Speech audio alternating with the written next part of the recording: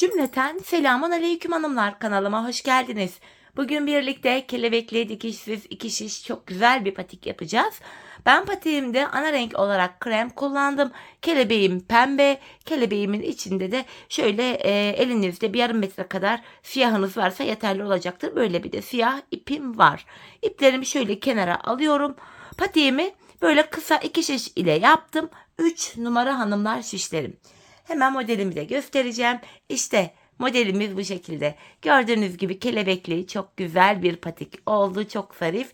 Böyle patiğimizin tabanı, kenarlarımız, yine topuğumuz bu şekilde. Hiçbir yerinde hanımlar patiğimizin dikiş yok. Baştan sona iki şiş ile dikişsiz yaptım. Bu patik benim elimin ölçülerine göre 37, 38 ve 39 numara ayaklar için uyumlu oldu. Patiğimize bu bilek bölümünden başlıyoruz. Ön bölümü tamamladıktan sonra tabanını yapıyoruz. Arka bölümünü ve topuğunu yapıyoruz. En son tığlama yöntemi ile de patiğimizin kelebekli bölümünü tabana ekliyoruz hanımlar. Hemen patiğimize başlayalım. Bilek bölümünden 11 ilmek atacağız. Hanımlar patiğimizde baştan sona haroşa örgü uygulaması yaptım. Örgümüzün hem ön hem arka yüzünde düz örgü örünce haroşa oluyor. Hem ön hem arka yüzde ters örgü örünce yine haroşa oluyor. Ben örgümüzün her iki tarafında da düz örgü örerek haroşalarımı elde ediyorum. Şimdi hemen 11 ilmeğimizi atalım. Birinci ilmeğim, 2, 3, 4, 5, 6, 7, 8, 9, 10 ve bir ilmek daha atıyorum. 11. 11 ilmeğimi attım. Hemen şuraya bir tane düğüm atacağım. Patiğimin kenarına. Şimdi geri dönüyoruz hanımlar. Haroşa örgü uygulaması yapacağız. İlk ilmeğimi örmeden alıyorum. İlmeklerimi düz olarak, yani haroşa olarak örüyorum.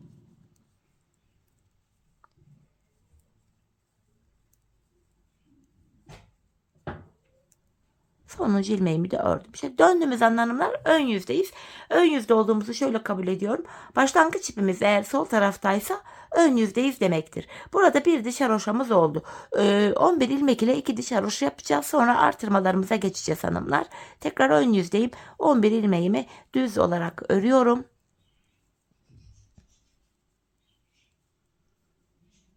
Geri dönüyorum. Arka yüzdeyim.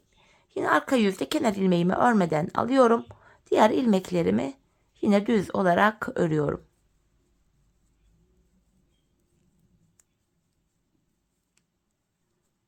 Sonuncu ilmeğimi de ördüm. Geri dönüyoruz. Tekrar ön yüzdeyiz. Bakın hanımlar, burada iki diş haroşamız oluştu. Şimdi artırmalara başlayacağız. Artırmalarımızı ön yüzde ilk iki ilmeği ördükten sonra yapacağız. Bir de son iki ilmek kalana kadar örüp öyle artıracağız. Kenar ilmeğimi aldım. Bakın ikinci ilmeğimi örüyorum. Hemen ipimi şöyle parmağıma dolayıp buraya bir ilmek atıyorum. İlk artırmamı yaptım. Son iki ilmeğim kalana kadar öreceğim. Bakın son iki ilmeğim kaldı. Hemen buraya da şöyle artırmamı yapıyorum. Kalan iki ilmeğimi düz örüyorum. Böylece 13 ilmeğimiz oldu hanımlar. Geri dönüyoruz. Arka yüzde artırma işlemi yok. İlk ilmeğimi örmeden aldım. İlmeklerimin hepsini normal haroşa olarak örüyorum. Sadece ön yüzde artırma yapıyoruz. Arka yüzde ilmeklerimizi haroşa olarak örüyoruz. Tekrar geri döndüm. Ön yüzdeyim. Artırmalara devam edeceğiz. Kenar ilmeğimi aldım. İkinci ilmeğimi örüyorum. Hemen iki ilmekten sonra artırmamı yapıyorum. Son iki ilmeğim kalana kadar öreceğim. Bakın son iki ilmeğim kaldı. Hemen artırmamı yapıyorum. Kalan iki ilmeğimi düz örüyorum. Böylece 15 ilmeğimiz oldu. Yine arka yüzde hanımlar artırma yok. İlmeklerimizi normal haroşa olarak örüyoruz arka yüzde.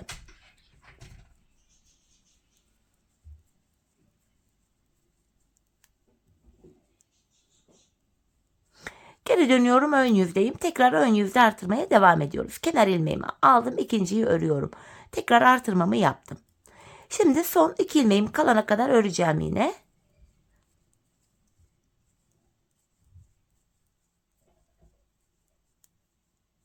Bakın son iki ilmeğim kaldı. Hemen artırmamı yapıyorum. Kalan 2 ilmeğimi düz örüyorum. Böylece 17 ilmeğimiz oldu. Arka yüzdeyiz hanımlar. Arka yüzde ilmeklerimizi yine haroş olarak öreceğiz. Ön yüzde ise kelebeğimize başlayacağız artık. Hem artırmalar devam edecek hem de kelebeğimize başlayacağız.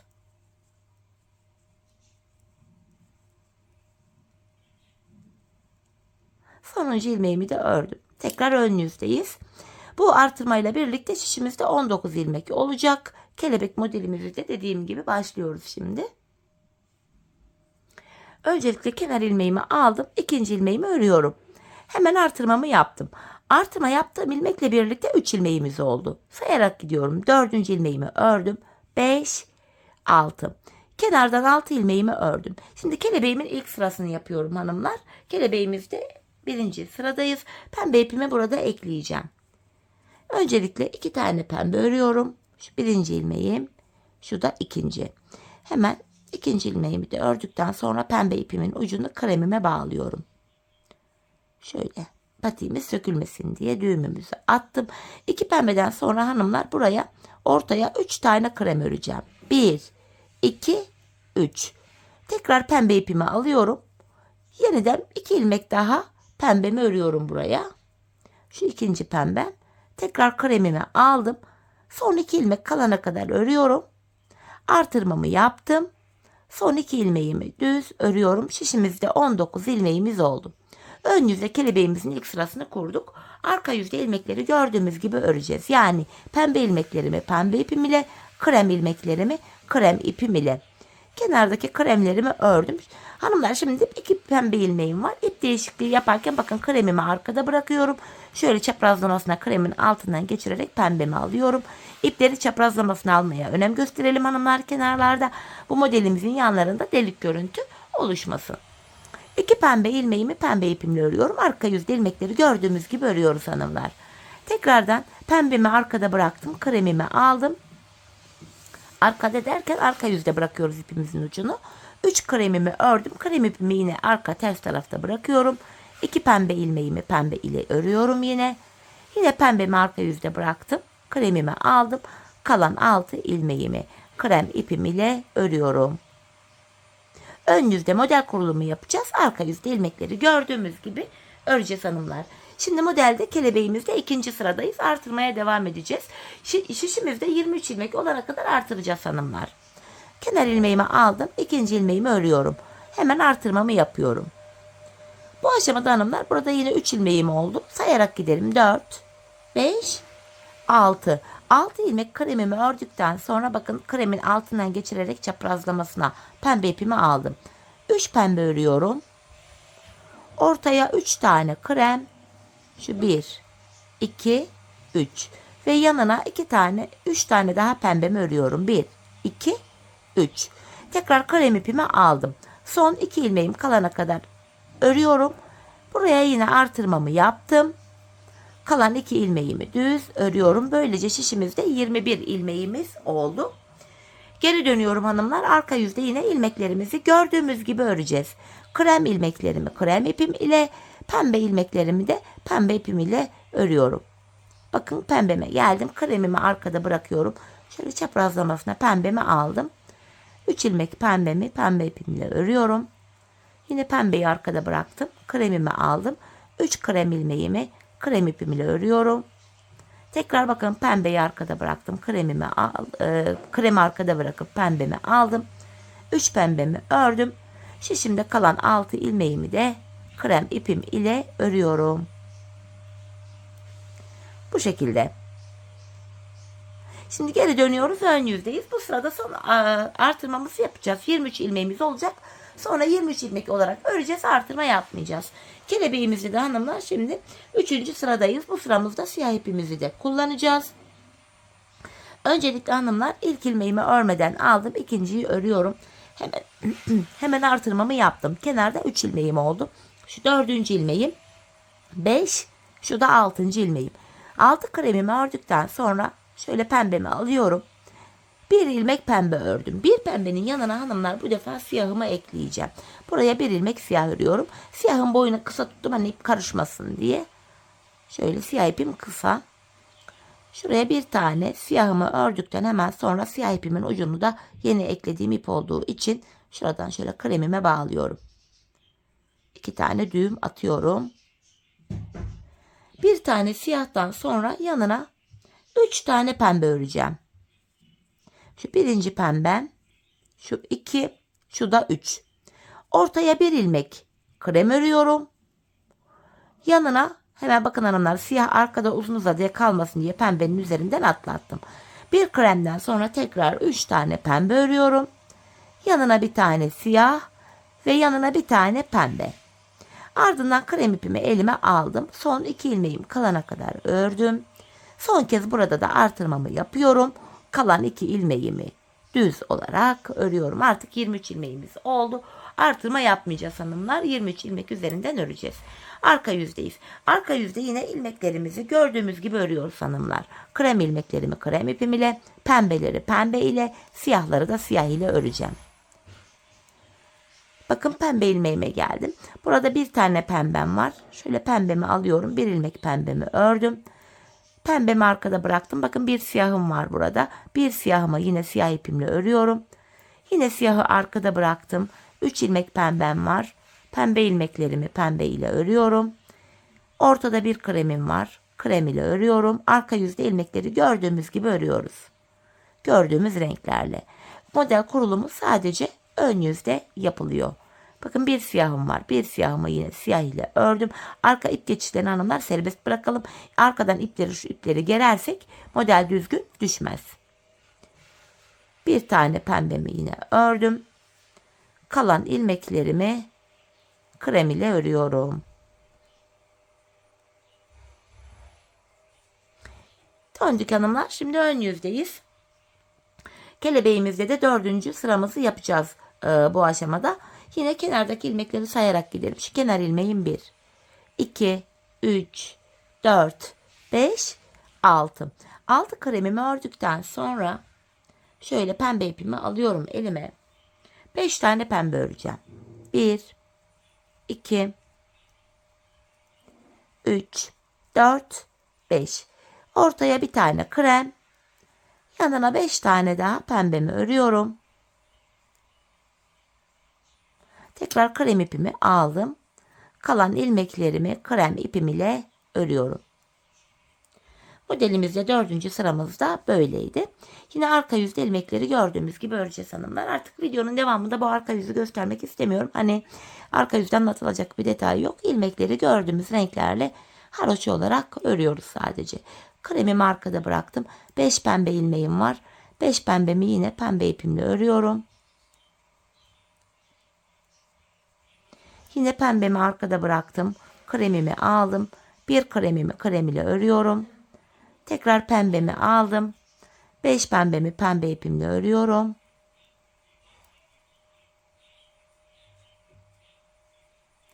Yeniden kremimi aldım.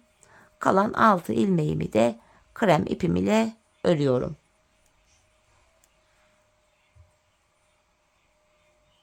Geri döndük. Ön yüzde modelimizde hanımlar 5. sıramızdayız. Bakın siyahın boyu kısa olduğu için şöyle çekince geliyor. Bu şekilde karışıklık da olmuyor. Modelimizde evet 5.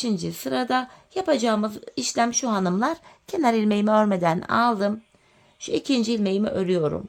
3, 4, 5, 6 ve bir pembemi daha kremle ördüm. 7. 7 kremimi ördüm. Alttan şöyle pembe ipimi alıyorum. Buraya 4 tane pembe öreceğim. 1, 2, 3, 4. Bu defa tam ortaya bir ilmek siyah örüyorum. Hemen yanına 4 tane daha pembe öreceğim ama krem ip arkada uzun kalmasın diye şöyle pembenin üzerinden atlatarak yakınlaştırdım. Buraya yine 4 tane pembemi ördüm. Tekrar kremimi alıyorum. Kalan 7 ilmeğimi krem ipim ile örüyorum. 5. sıramızda böyleydi. Şimdi arka yüzde ilmekleri gördüğümüz renklerle örelim gelelim. Evet hanımlar, arka yüzde ilmeklerimi gördüğüm renkte ördüm geldim. Ön yüzde ve modelimizde 6. sıradayız. Bu sıramızda kenardan 8 ilmeğimi krem ile öreceğim. Şu kenar ilmeğim 1. Şu ikinci ilmeğim 3, 4, 5, 6, 7 8. Ardından pembemi alıyorum. Buraya 3 ilmek pembe örüyorum. 1, 2, 3. Ortaya yine bir ilmek siyah öreceğim. Şöyle çaprazlamasına yine siyahımı aldım. Bir tane siyahımı ördüm. Ve tekrar yanına 3 ilmek daha pembe örüyorum. Kremimi aldım.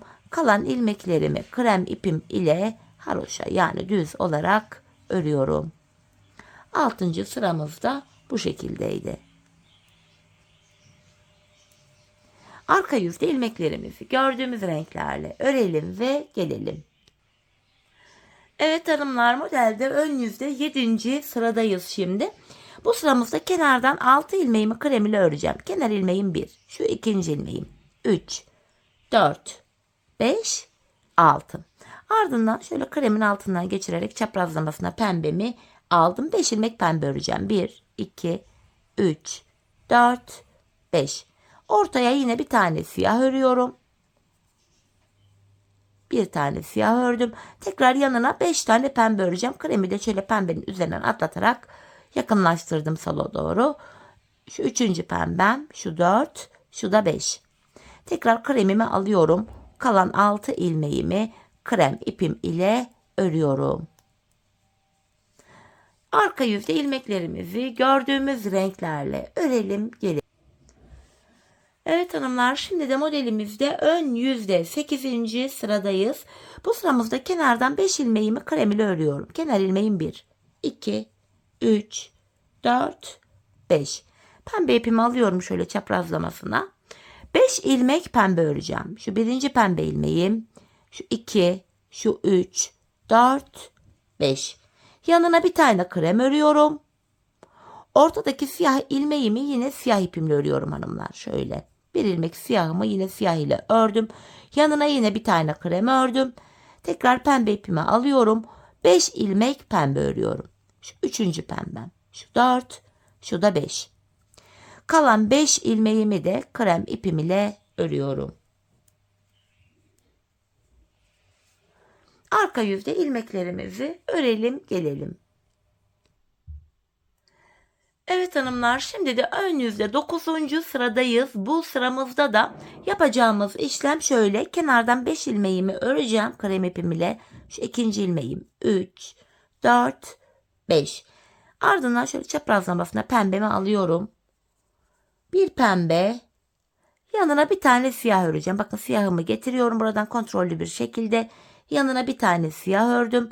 Tekrar yanına 2 tane daha pembe örüyorum. Yanına bir krem. Tekrar siyahımı aldım. Bir siyah,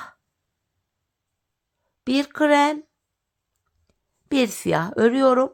Yanına tekrardan bir tane krem ördüm. Şimdi yeniden pembe ipimi alıyorum.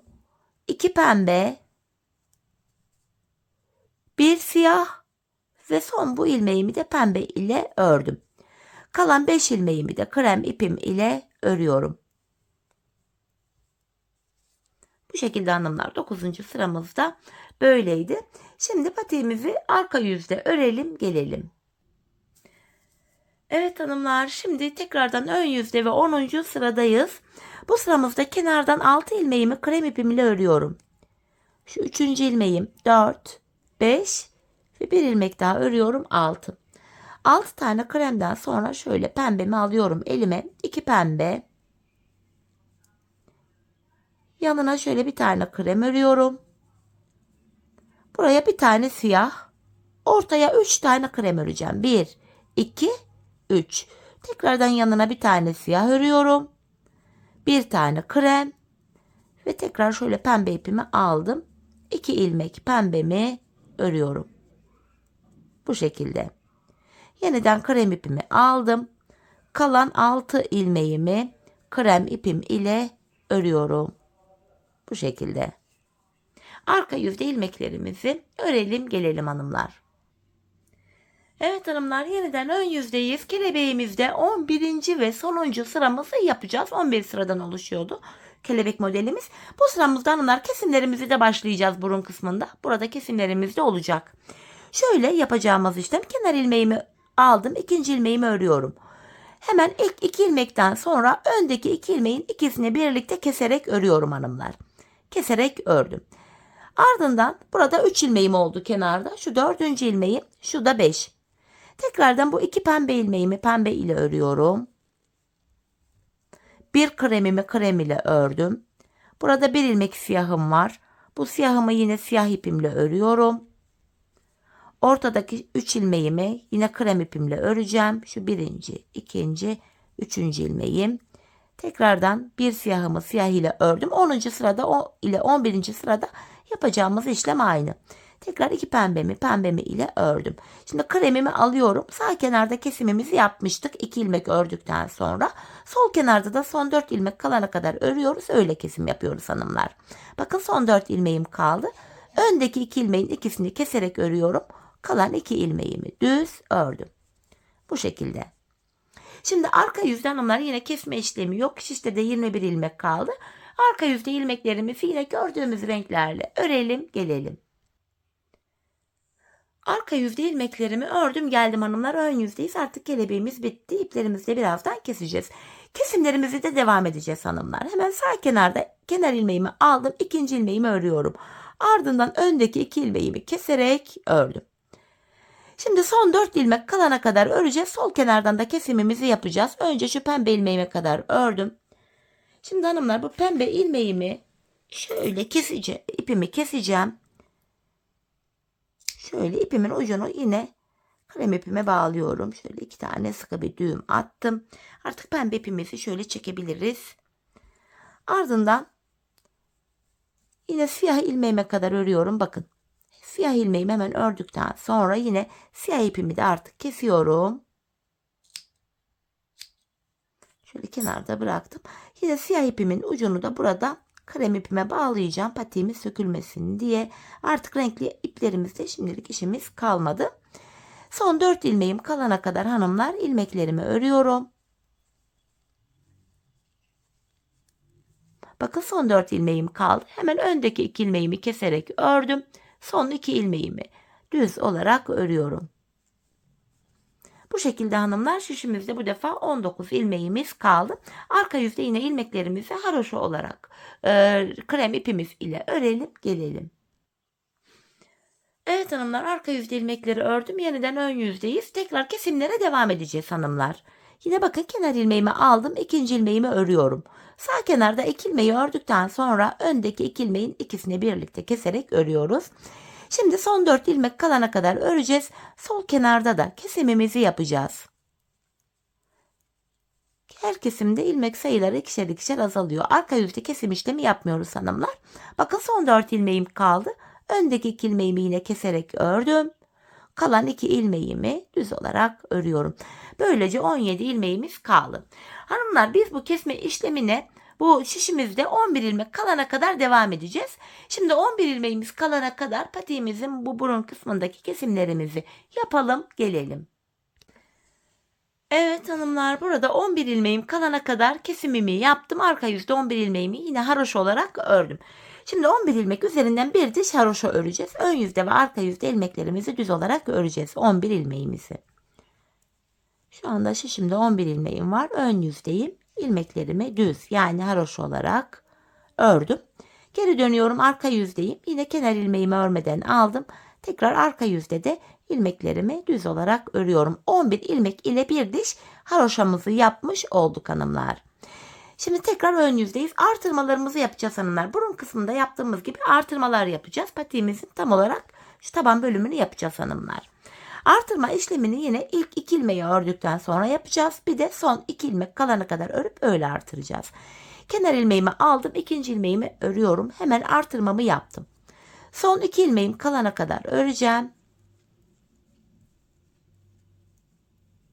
Bakın son 2 ilmeğim kaldı. Hemen buraya da artırmamı yapıyorum. Kalan 2 ilmeğimi düz ördüm. Böylece 13 ilmeğimiz oldu. Geri dönüyoruz. Arka yüzde yine artırma işlemi yok hanımlar. Arka yüzde ilmeklerimizi normal haroşa olarak örüyoruz. Artırma işlemini patiğimizin sadece ön yüzünde yapıyoruz.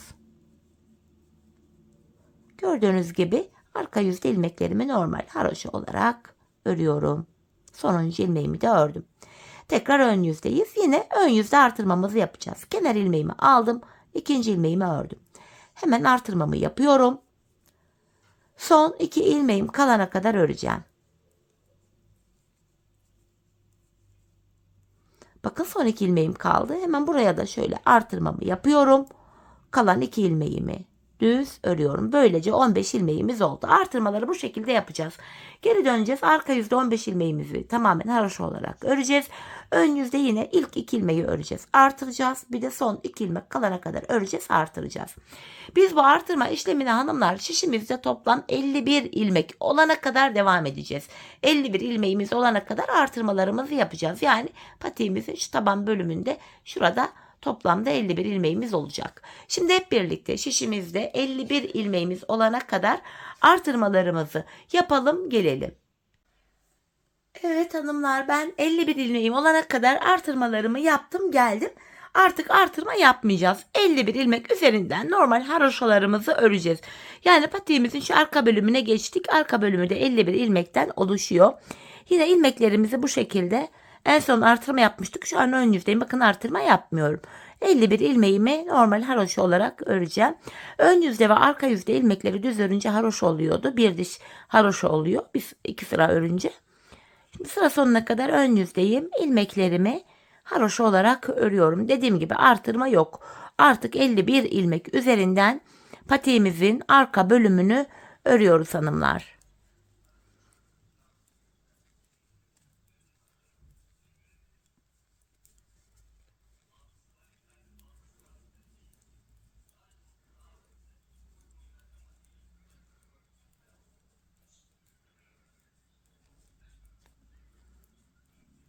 Sonuncu ilmeğimi de yine ördüm. Şimdi arka yüzdeyim. Arka yüzde de yine bakın kenar ilmeğimi örmeden alıyorum. İlmeklerimi aynı şekilde haroşa olarak örüyorum. 51 ilmek olarak bir diş haroşamız oluşuyor hanımlar bu şekilde. Sıra sonuna kadar yine öreceğiz.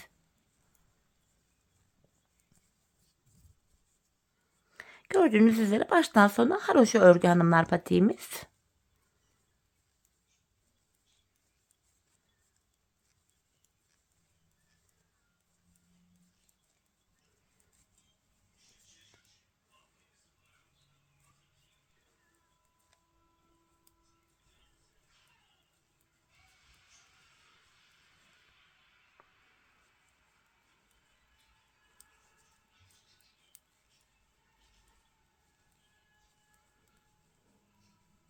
Evet, sonuncu ilmeğimi de ördüm. Şimdi ön yüze geçtiğimiz anda 51 ilmek olarak bir diş haroşamızı ördük. Şimdi bir diş haroşayı ördük. Onun altına hemen şöyle bir işaret koyayım ki bu sırada ördüğümüz haroşa yerleri karışmasın. Şöyle yeri belli olsun diye şöyle iple buraya bir belli olsun diye iz koydum. Bakın. Bir diş haroşayı ördük. Hanımlar, ben patiğimin şu arka bölümüne toplamda 18 diş 18 sıra haroşa ördüm. 51 ilmek üzerinden benim ölçülerime göre tam oldu. Gerçi haroşa örgü esnek olduğu için ölçüde bir sorun olacağını da düşünmüyorum. Şimdi hanımlar, patiğimizin şu arka bölümüne bakın bir diş haroşayı birlikte ördük. Artırmaya da eksiltme yapmadan toplamda 18 sıra haroşamızı örelim gelelim. 18 sıra haroşa ördükten sonra zaten sizlere mezura ile ölçüyü de vereceğim. Şimdi patiğimizin arka bölümünü örelim gelelim, ardından birlikte topuğumuzu keseceğiz. Evet hanımlar, patiğimin bu bölümünü 18 diş haroşa olacak şekilde ördüm ve geldim. Artık şu ipimi alabilirim buradan. Yer belli olsun diye koymuştum bunu. Bu aşamada hanımlar şöyle patiğimizi ölçü olarak da size mezura ile göstereceğim. Şöyle ucundan itibaren patiğimizin boyu şöyle gösteriyorum hanımlar.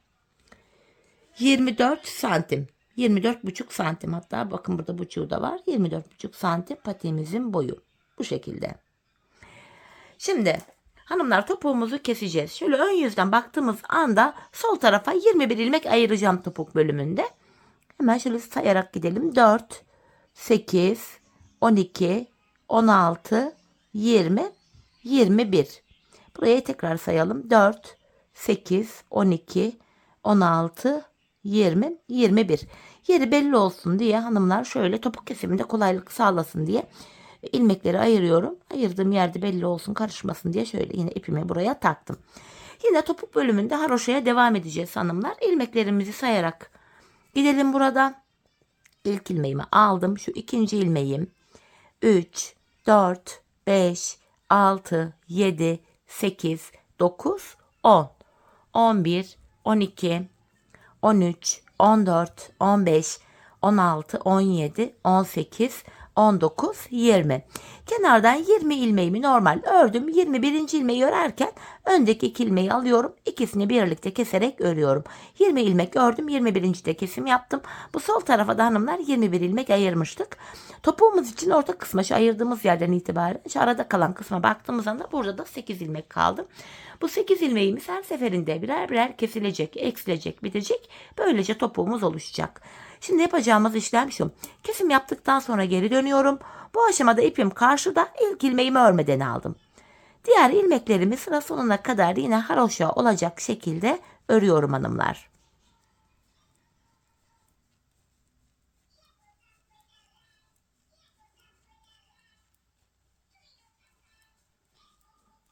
Sonuncu ilmeğimi de yine ördüm. Tekrar geri dönüyorum. Yeniden ön yüzdeyiz. Bir önceki sırada yaptığımız işlemin aynısını yapacağız. Yani ilk 20 ilmeği öreceğiz. 21. de kesim yapacağız. Kenarda 5 ilmeği örmüşüm. Şu 6. ilmeğim 7, 8, 9, 10, 11, 12, 13, 14, 15, 16, 17, 18, 19, 20 ilmeğimi ördüm. 21.yi örerken şu öndeki 2 ilmeği şişime takıyorum ve ikisini birlikte keserek örüyorum. Yine 20 ilmek ördüm. 21. de kesimimi yaptım. Bir önceki sırada bu arada 8 ilmeğimiz vardı. Kesimden sonra baktık. 1 ilmek eksildi. 7 ilmek kaldı. Şimdi yapacağımız işlem şu. Yine kesim yaptık. Geri döneceğiz hanımlar. İp karşıda. İlk ilmeği örmeden alacağız. Sıra sonuna kadar ilmekleri haroş olacak şekilde öreceğiz. Tekrar ön yüzde ilk 20 ilmeği öreceğiz. 21. de kesim yapacağız. Biz bu kesme işlemine şu işaretli olan yere kadar, buraya kadar aradaki 7 ilmeğimiz bitene kadar devam edeceğiz. Böylece topuğumuzu yapmış olacağız. Şimdi hep birlikte bu aradaki 7 ilmeğimiz bitene kadar patiğimizin topuğunu sizlere tarif ettiğim gibi örelim gelelim. Evet hanımlar, bu işaretlere kadar patiğimin topuğunu ördüm geldim. İpimi artık çektim oradan. Bu sol tarafa ilk başta 21 ilmek ayırmıştık. Kesimlerden sonra bu sağ tarafta da 21 ilmeğim kaldı. Topuğumuzu bu şekilde kestik hanımlar. Bu aşamada patiğimin düz tarafı şöyle içeride, ters tarafı da dışarıda olacak şekilde ikiye katlıyorum. Ben bu aşamada tığ ile kolay kesim yapabildiğim için tığımı aldım elime. İlk kesimim şöyle. Benden taraftaki şişten bir ilmek, ikinciden de bir ilmek alıyorum. İkisini topladım. Diğer kesimlerim şöyle. Benden taraftaki şişten bir ilmek, ikinciden de bir ilmek alıyorum. İkinci ilmeği ilkinin içinden geçirdim. Tığımdaki ilmekleri topluyorum. Benden taraftaki şişten bir ilmek, ikinciden de bir ilmek aldım. İkinci ilmeğimi ilk ilmeğin içinden geçirdim. Tığımdaki iki ilmeği topluyorum. Karşılıklı olarak şişlerimizden birer tane ilmek alıyoruz ve ikinci şişten aldığımız ilmeği ilk şişten aldığımız ilmeğin içinden geçiriyoruz ve tığımızdaki ilmekleri topluyoruz. Gizli kesim oluyor hanımlar. Patiğin ön yüzünde hiç izi bile belli olmuyor. Birazdan topuğumuzu yapınca sizlere göstereceğim zaten. Her iki patiğimizin topuk kesimi de aynı oluyor. Aynı yönde oluyor. Bunu da belirteyim. Bu şekilde kesiyoruz. Şimdi kalan ilmekleri de aynı şekilde keselim gelelim. Evet hanımlar, ilmeklerimi kestim. Burada son birer ilmeğim kaldı. En son bu ilmeklerimi önce benden taraftaki sonra ikinci içindeki ilmeğimi tığıma aldım. Tığımda 3 ilmeğim var. Üçünü birden topluyorum. En son buraya şöyle 2 tane sıkı bir zincir çektim ve ipimi kesiyorum. Hemen ipimizi gizleyelim, sonra topuğumuza bakalım. Şöyle arka ilmek aralarından sıkılayarak ipimizin ucunu gizliyoruz. Bu şekilde. Şimdi şöyle bakalım topuğumuza. Bakın hanımlar, kesim yerimiz burası. Burası gördüğünüz gibi izi bile belli değil. Patiğimizin topuk kısmı böyle çok şık, sade, güzel duruyor. Evet hanımlar, şimdi en son aşamaya geldik. Bu aşamada patiğimizin şu üst bölümünü, kelebekli olan bölümünü bu tabana ekleyeceğiz. Tığlama yöntemiyle yapacağız hanımlar bunu da. Bu renkli ipimle ön yüzde sık iğne ile tığlama yöntemi yaptım. Bu pembe ipim ile. Hani kelebeğin içinde siyah da kullanmıştık. Siyah da kullanabilirsiniz. Ya da aynı krem ile de yapabilirsiniz. Ben bu şekilde renkli yapmak istedim. Bu aşamada hanımlar en son kesim bölümünde 11 ilmek kalana kadar bu bölümde kesim yapmıştık. 11 ilmekle de bir diş haroşa örmüştük. Burasının yeri zaten şöyle belli hanımlar. Bakın. Buradaki yerimiz şöyle baktığımızdan da zaten şöyle belli. Şu şekilde. Bu aşamada hemen tığım ile buraya şu tepeden başlayarak bakın. Burada 4 diş haroşa bırakıyorum kelebeğimden sonra. 1, 2, 3, 4. Ardından şu 4 diş haroşanın tepelerine batarak tığlama yöntemiyle şuradan başlıyorum hanımlar. Şöyle. Önce buraya bir sabitledim. Sık iğne yöntemiyle hanımlar sırayla bakın. Bu haroşaların tepelerine şöyle sırayla girerek sık iğne yöntemiyle burayı topluyorum. Bakın bir sonraki tepemiz şurada. Oraya giriyorum. Böyle sık iğne yöntemiyle bu bölümdeki tığlamamızı yapıyoruz hanımlar. Şöyle.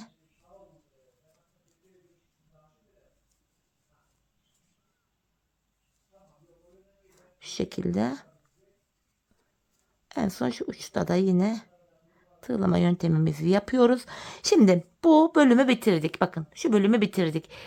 Şimdi patiğimizin bu üst bölümüyle tabanı birleştireceğiz hanımlar. Bakın kenar ilmek yerlerine önce üst taraftaki kenar ilmek yerinin iki kanadına birden giriyorum. Sonra tabandakinin.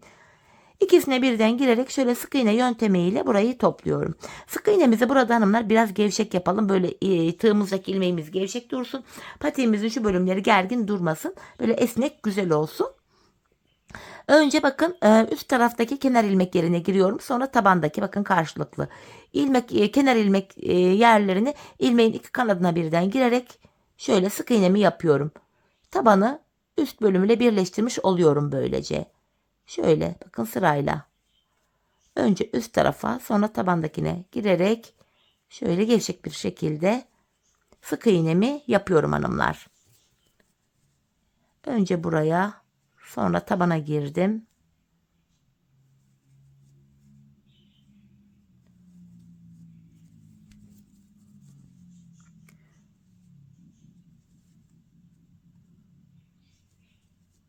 Devam ediyorum yine.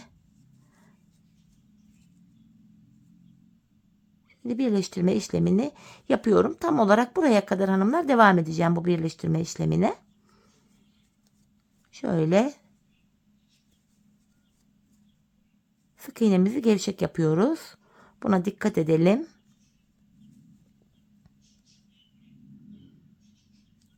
Önce buraya sonra şöyle tabana giriyorum.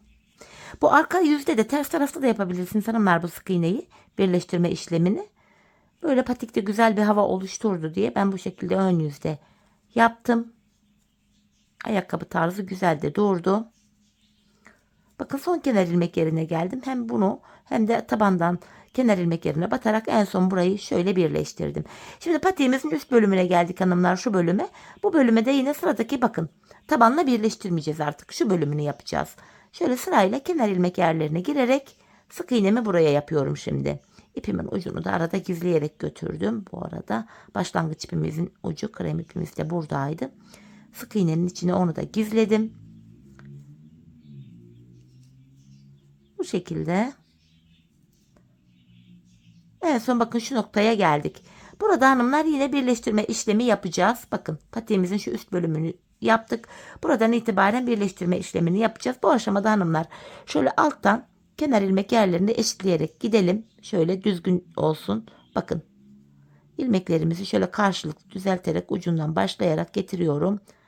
Karşılıklı olsun ki eşit olsun. Şöyle uca kadar birleştireceğim. Bakın sırayla karşılıklı kenar ilmek yerlerini birbirine yaklaştırarak gidiyorum.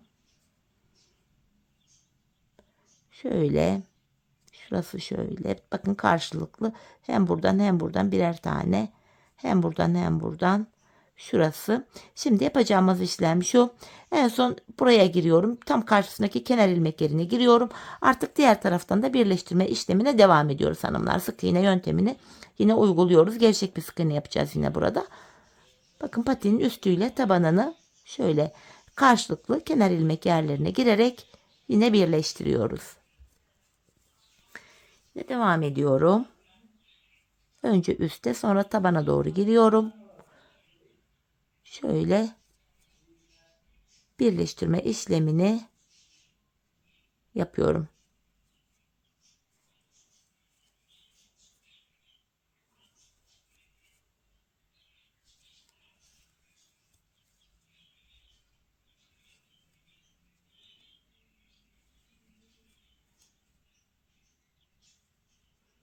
Şu üstten bir de tabandan.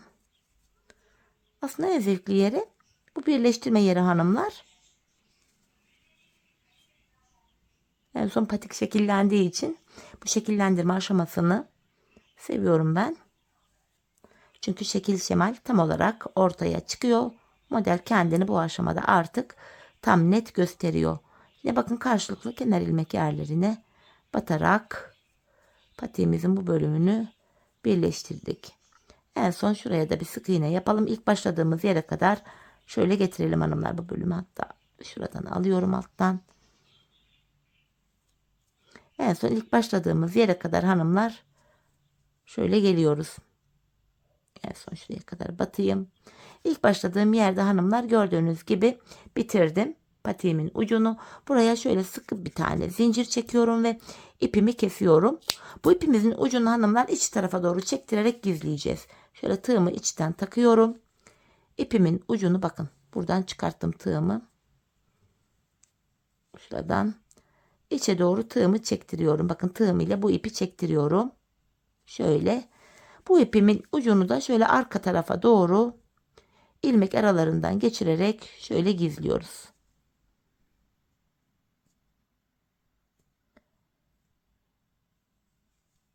Evet hanımlar, tamamen bir güzelce gizleyeyim. Evet.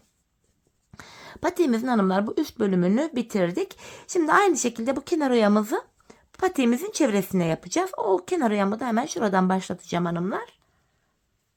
Yine pembe ipimle devam edeceğim. Bu kenarda ayrık bir görüntü oluşmasın diye en son şu pembe olan yere girerek pembe ipimle buradan bir ilmek çıkaracağım. Şöyle buraya bir tane zincir çekerek sıkılıyorum. Yine sıradaki kenar ilmek yerlerine batarak sık iğnemizi yapıyoruz hanımlar. Şöyle gevşek bir sık iğne yapıyoruz yine. Şu ipimizin ucu da yine sık iğnenin arada gizlensin. Şöyle. Sıradaki kenar ilmek yerine batarak gevşek bir şekilde bakın çok sıkmıyorum. Tığımda ilmeğim gayet gevşek duruyor. Bu şekilde bu kenarımızı da yapıyoruz. Patiğimizin çevresini bu şekilde dolanıyoruz.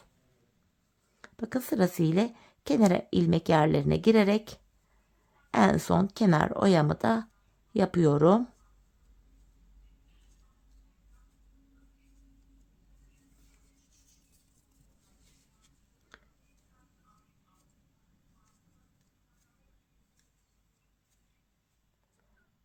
Yarım ilmek aldım, hemen düzelteyim.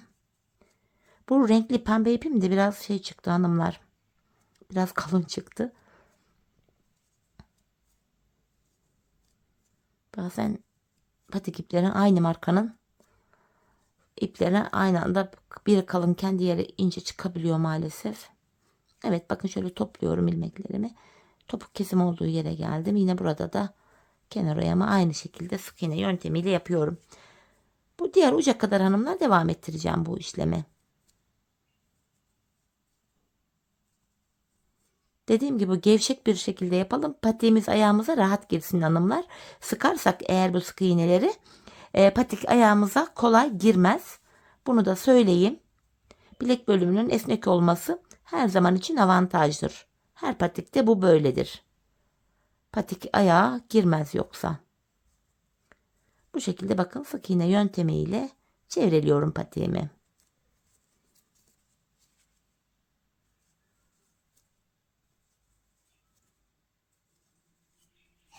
Bakın diğer uca kadar geldim. En son şuraya da bir tane sık iğnemi yapıyorum.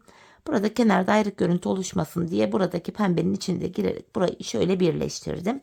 En son buraya da şöyle bir tane zincir çektim ve yine ipimin ucunu arka ilmek aralarına girerek şöyle tersten gizleyeceğim. İpuçlarını böyle hep gizleyelim hanımlar. Patik ayağı giydikten sonra böyle ön yüze çıkınca bu uçlar gerçekten çok çirkin görüntü oluşuyor. Hani bunu da söyleyeyim. Buna dikkat edelim. Böyle küçük ayrıntılar önemli. Şöyle ipimizin ucunu da güzelce gizledik. Evet hanımlar, patiğimizi bitirdik. Görüntü itibariyle patiğimiz böyle. Ayaktaki duruşu gerçekten güzel, hoş oluyor. Bakın gayet de esnek. Hemen bir de hanımlar patiğimizi manken ayağımıza giydireyim. Bir de öyle bakalım birlikte. Çok güzel, çok zarif, şık bir patik oldu. Ben çok beğenerek yaptım. Umarım sizler de benimle birlikte beğenerek, severek yaparsınız hanımlar. 5 diş patik bilmeyen hanımlar için de iyi bir fikir oldu diye düşünüyorum. Dikişsiz olması da ayrıca bir avantaj böyle modellerde. Evet, patiğimizin ayaktaki duruşu da bu şekilde. Gördüğünüz gibi bakın birlikte yaptık. Patiğimizin tabanı, kenarlarımız. Bakın tığladığımız yerler falan gerçekten çok farklı, hoş gösterdi patiğimizi, kelebekli. Üstelik bu tarz modeller çeyiz içinde çok uygun oluyor. Genç kızlarımız bu tarz modelleri çok beğeniyor. Bakın topuk bölümü de yine aynı şekilde, hiçbir şekilde kesim yeri bile belli değil. Gizli kesim, şahane oldu. Evet hanımlar, yine birlikte güzel bir modelin daha sonuna geldik. Umarım sizlere faydalı, hoş bir video olmuştur. Yeni modellerde, yeni videolarda buluşmak dileğiyle şimdilik hoşça kalın, sağlıcakla kalın.